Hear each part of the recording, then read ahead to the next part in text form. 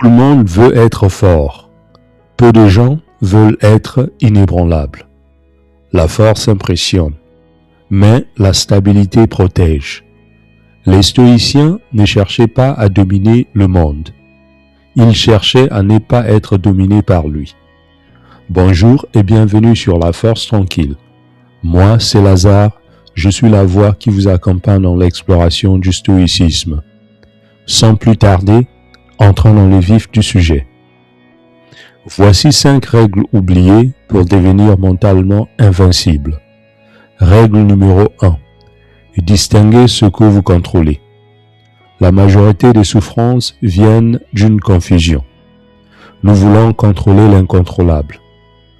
Les stoïciens enseignaient: vos pensées, vos actions, vos jugements dépendent de vous. Le reste ne dépend pas de vous. Une personne invincible ne gaspille pas son énergie. Elle la dirige. Règle numéro 2. Transformez l'obstacle en entraînement. Chaque difficulté est un test, pas une punition, un entraînement. Une personne mentalement invincible ne demande pas « Pourquoi moi ?»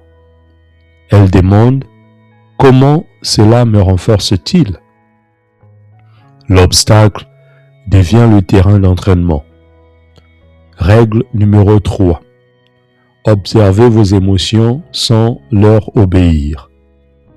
Être invincible ne signifie pas ne rien ressentir.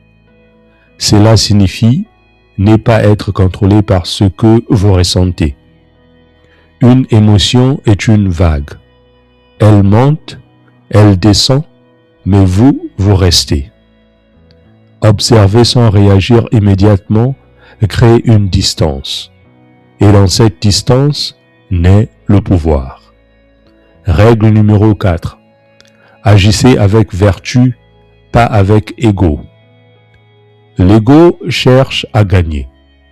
La vertu cherche à rester alignée.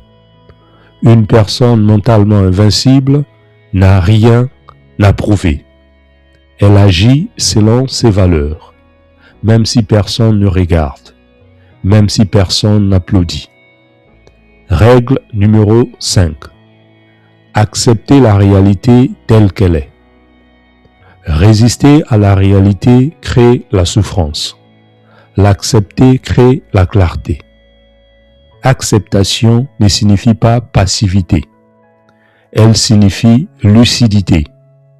Et une personne lucide est difficile à briser.